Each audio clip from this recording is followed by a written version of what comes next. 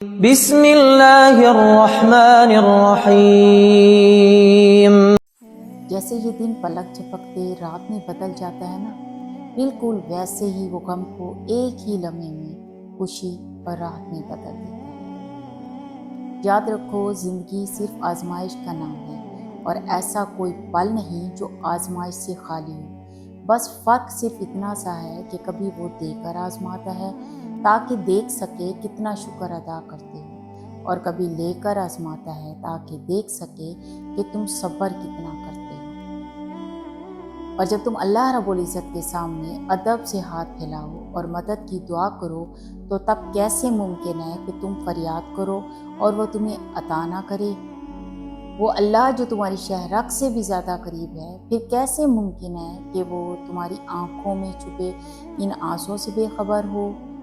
اور ہاں، جب تمہارے ہونٹوں میں اتنی سی بھی طاقت نہیں رہتی کہ تم اپنی فریاد کو اپنی زبان سے بیان کر سکو، جب تم اپنی کیفیت کو الفاظ میں بیان نہ کر سکو، وہ تب بھی تمہارے دل کی پکار کو سن لیتا ہے۔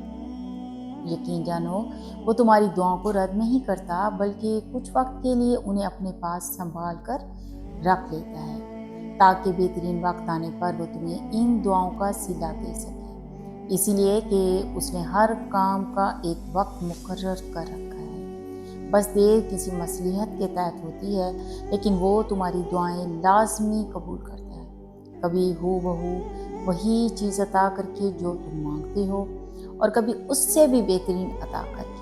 اور جو دعائیں قبولیت کی منزل تک نہیں پہنچتی، وہ آخرت کے لیے ٹھہرا دی جاتی ہیں، تاکہ جب کل تم اللہ رب العزت کے سامنے حاضر ہو تو وہ تمہاری نیکیوں میں شامل ہو۔ وہ تو کبھی بھی تمہیں گھاٹے میں نہیں رکھتا۔ تمہیں بھلے ابھی یہ سمجھ نہیں آ رہا ہو کہ کچھ چیزیں تمہاری رضا کے مطابق نہیں ہوئیں، مگر اتنا یقین رکھو کہ اللہ رب العزت اپنے کاموں میں غلطی نہیں کرتا، اور یقین رکھو کہ جو معجزوں کا بادشاہ ہے، وہ تمہارے لیے بھی آسانیاں پیدا کرنے پر قادر ہے۔ وہ تمہیں انہیں تکلیف دہ حالات سے پل بھر میں یوں نکالے گا جیسے وہ گہری تاریک رات کو روشن سویرے میں بدل دیتا ہے۔ وہ کن فرمائے گا اور سب بدل جائے گا، ہر فریاد سن لی جائے گی انشاءاللہ۔